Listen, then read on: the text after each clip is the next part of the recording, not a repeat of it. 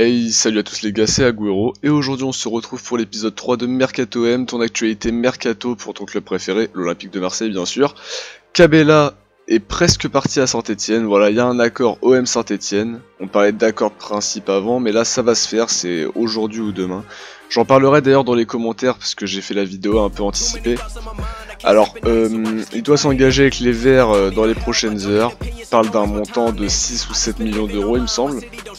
Alors dans le sens des arrivées, selon RMC Sport, l'OM s'est vu proposer l'international italien Simone Zaza, car Valence ne compte plus sur lui avec le recrutement de Batshuayi et de Gamero.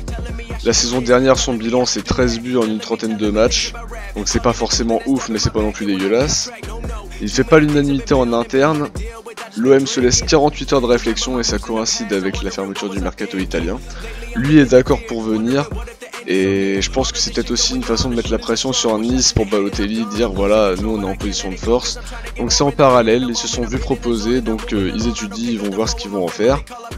Alors il y a eu deux offres de l'OM qui ont fuité pour Mario Balotelli, et donc ce serait Mario Balotelli qui rejoint l'OM en échange du prêt de Cabella avec une option d'achat de 5 millions, ou le prêt de Cabella à Nice contre Balotelli, avec une option d'achat pour Rémi Cabella toujours de 5 millions et 2,5 millions d'indemnité aussi. Donc c'est vrai que c'est un peu compliqué de trouver un accord dans ces circonstances-là. Mario Balotelli, quant à lui, s'est montré évasif sur Instagram en répondant aux questions de ses abonnés, où il a dit que de venir à l'OM, ça ne dépendait pas que de lui. Donc voilà, pour dire que je pense que lui, il a toujours envie de venir et qu'on ne devrait pas trop lui cracher à la gueule, mais plutôt sur celle de son agent et peut-être de notre dirigeant. Ça, après, c'est une autre histoire. Dans le sens des arrivées aussi, dans le dossier grand attaquant, l'OM serait intéressé par Wissam Ben Yedder, donc qui a les faveurs du président Hérault qu'il adore. Et un club français, ce serait l'OM ou Monaco, aurait proposé une somme de 22 millions, et Séville en voudrait 25. Donc je pense que là, niveau somme, c'est quand même pas des choses excessives, donc pourquoi pas. Alors dans le sens des départs, voilà, là fallait que j'en parle, je vous en ai parlé dans le dernier débrief. Zambo Anguissa a quitté l'OM pour Fulham jeudi dernier, dans le Money Time du mercato anglais, pour 33 millions d'euros, ce qui fait de lui la troisième plus grosse vente du club. Alors évidemment, comme vous me connaissez un petit peu, je lui souhaite une bonne continuation et je continuerai à le suivre à Fulham.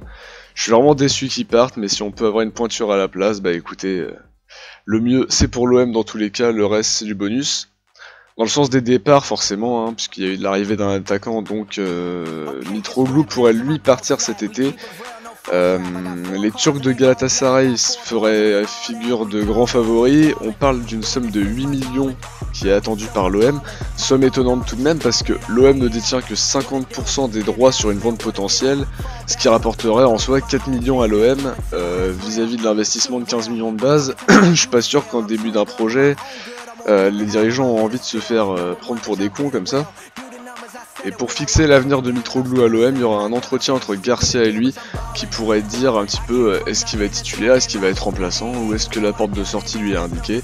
Donc je vous en dirai plus quand j'en saurai plus encore une fois. L'OM s'est vu proposer Fernando Llorente par Tottenham, voilà, l'attaquant international espagnol de 33 ans. L'OM l'a refusé, donc c'est une information qui nous vient de France Football. Donc je trouve pas ça étonnant que ce soit refusé parce que l'OM doit quand même voir des attaquants qui sont vraiment prolifiques tout le temps et qui peuvent être titulaires, ce qui n'est pas vraiment le cas de Llorente. Alors au milieu de terrain on parle de Mohamed El Neni pour remplacer Zambo Anguissa. Alors l'Égyptien il est complètement barré à Arsenal, il y a le petit Guendouzi qui vient d'arriver au mercato et qui visiblement a les faveurs d'Emery. Donc c'est The Mirror qui nous donne cette information, donc bon, ça peut être ce genre de joueur qui est à voir, bon on verra bien ça, mais alors la deuxième piste c'est Valentin Rongier, donc le Nantais, un joueur que justement moi je valide le profil, bon pas vraiment physique mais voilà c'est quand même très très fort, ça fait des bonnes passes, ça joue bien donc il serait intéressé. Et par contre, Waldemar Kita a dit que l'OM avait un petit peu forcé en contactant le joueur, donc Rudy Garcia aurait lui passé un coup de fil à Rongier pour lui dire voilà, alors là tu pourrais jouer là, machin, essayant de le charmer un petit peu, et Kita a pas trop apprécié et demanderait entre 15 et 20 millions d'euros, ce qui me semble être relativement logique hein, quelque part. Et dans le sens des départs, Greg Sertic serait courtisé mais voudrait rester. Et je crois pas que Garcia s'y oppose, donc c'est un petit peu une énigme, mais bon, s'il fait une bonne saison, on en sera encore plus que content.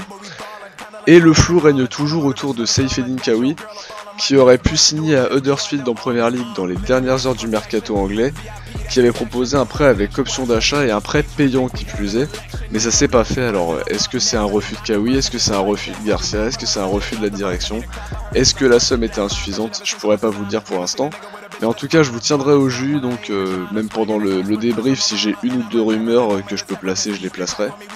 Et moi en tout cas je vous souhaite une très bonne journée ou une très bonne soirée si vous regardez la vidéo en soirée. Et on se retrouve très bientôt pour le débrief d'OM Nîmes. Ciao les gars!